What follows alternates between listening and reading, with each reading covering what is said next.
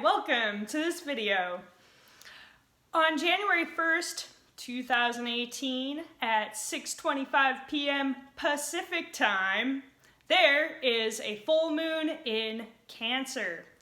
And this full moon is forming a kite, which is a grand trine with an opposition, and the opposition is sextiling the other two planets. It's forming a kite with Neptune in Pisces and Jupiter and Mars in Scorpio, and so that's a grand trine. And then the opposition is to the Sun and kind of also to Pluto, but mostly to the Sun. So the full moon is forming a kite right now.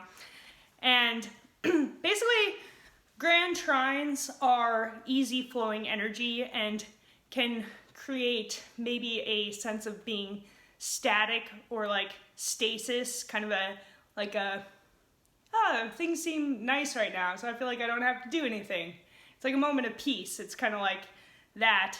But with the opposition and the sextiles to the Sun and Capricorn, this actually gets us moving, so we can utilize harmonious energy to start moving forward in a direction, and in this case, towards a very Sun and Capricorn direction, which Capricorn rules our career and hard work and things like that. So right now, with the moon in Cancer and Neptune and the Mars and Jupiter going on, this is helping us to tune into our emotional state and our intuition and our unconscious minds, the collective unconscious, and even helping us to uncover things within our psyche, within ourselves, within our emotional selves. And so it's a easy flowing energy, so we're able to really be more meditative at this time and allow for healing to occur at a deeper level. A sense of peace can be had.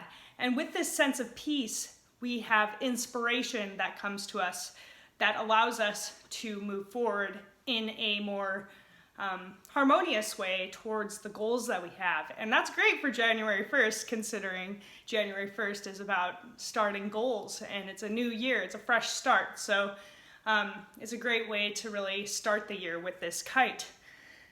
And then Mars and Jupiter in Scorpio is also sextile Pluto in Capricorn. So there is a lot of information being revealed right now. There could be secrets coming to light, especially government secrets, authority secrets, things that have been covered up by authorities, authority figures, stuff like that is going to be coming to light more and more right now.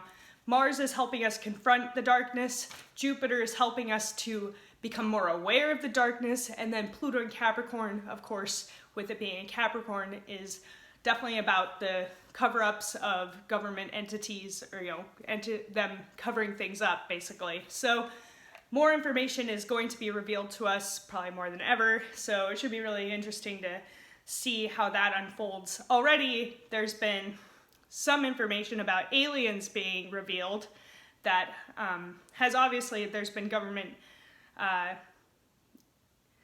cover-ups around that issue, of course, but there's also other secrets yet to be revealed, I'm sure. And then there's a stellium in Capricorn that includes Saturn at 1 degree, Venus at 9 degrees, the Sun at 11 degrees, and Pluto at 18 degrees of Capricorn. So right now, our relationships are going through a period of being kind of tested in a way, because Saturn is conjunct Venus. So this is a time for us to get very serious about the relationships we're in and take on more responsibility in those things, in those relationships. We may take on more from the people in our lives, and also taking personal responsibility, being responsible for ourselves, and also being responsible for our darkness, even though there is kind of a gap between Saturn at 1 degree and Pluto at 18 degrees. There is a need for taking personal responsibility for our shadow sides. So like what we've had hidden, or things that we're not like as forthcoming with at times, or things that we just don't want to even face in ourselves. So this is a time for facing that side of ourselves, the parts that we don't like, the parts that we are ashamed of even, so that we can become more responsible for ourselves and more of a force for positive change. Because if you keep suppressing that stuff, you're just going to have to deal with it at a later time. So it's a time for allowing it to come out and not being afraid to really just be authentic and true and out with it, you know? All right, and Mercury is now direct as of December 22nd. It went direct once more and is in 19 degrees of Sagittarius, and it's about to trine Uranus in Aries and square Chiron in Pisces. It's about 5 degrees away from doing that, so basically it is that already. It's basically trining and squaring that already. But I like to, kind of, it's not exact yet, but it will be eventually.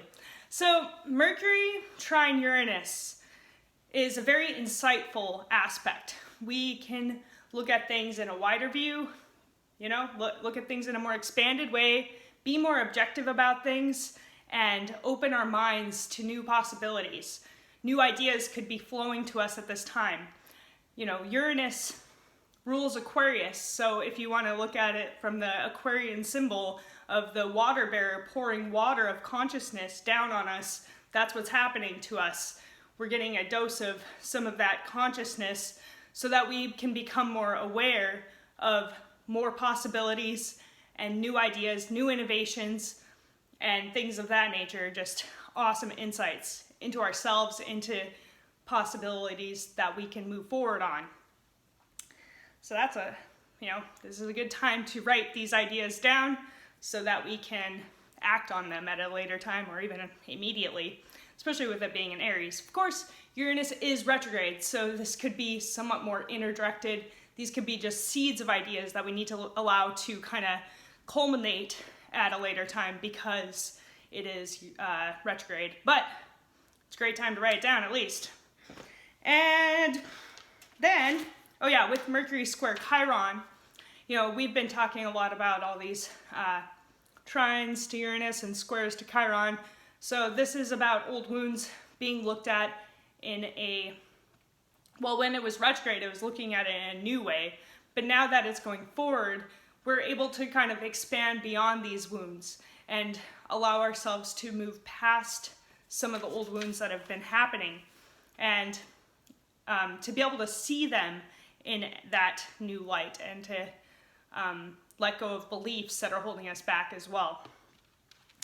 And then Mars and Jupiter in Scorpio are also forming a T-square to the North Node in Leo and the South Node in Aquarius. So, of course, the North Node and the South Node are always opposing each other, but Mars and Jupiter are squaring it, so it forms a T-square.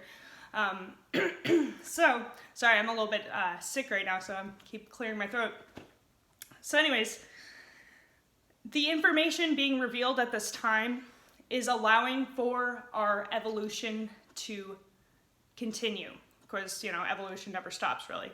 But it is going to bring a wider awareness to us because the South Node in Aquarius is helping us to have insights, to have this awareness, this wider awareness. Jupiter and Mars, in Scorpio, are definitely expanding our awareness of the darker side of things. And then the North Node in Leo is going to help us express things that are dark within ourselves. So this whole combination is allowing for us to evolve from the darkness, evolve from our own darkness as well as our collective darkness, so that we can move forward and be more truthful in our expression, be more real in our expression. And then Pluto in Capricorn is also within 6 degrees of squaring Uranus in Aries. So once more is pretty much square to Uranus, Pluto square Uranus. And it's also sextile Chiron and Pisces within 6 degrees as well. So in spite of corrupt governments, in spite of corrupt authority figures, in spite of this sense of a lack of freedom, there are individuals who are finding freedom within themselves at this time. Uranus and Aries is about finding that freedom and being that freedom in spite of what's going on outside, what's going on with our government, what's going on with our authority figures, all of these corrupt institutions that have been around for a long time and have just grown more and more corrupt as it has gone on. So in spite of all the corruption, in spite of all the overbearingness of that, we can still find the freedom within ourselves, because freedom truly comes from within. It comes from being free in our minds, being free in our souls, and acting free in spite of these things. And then with Pluto square, or not square, but sextile Chiron, this is further revealing the wounds around these things, further revealing the healing that still needs to take place, especially when it comes to the authority figures. And even like growing up, we may have had experiences with perhaps our father figures or people who have acted as authority figures that we need to heal. Things where perhaps they've been mean to us, or something like they've pushed us down, they've hurt us, they've wounded us because they thought that that's what was right to do at that time. But this is how helping us to heal those wounds of authority issues. And so looking at it from a healing perspective is important, but also remembering to find the freedom within yourself. Okay, that's it for this video. I hope you enjoyed it. Happy New Year, and have an awesome New Year's. Bye.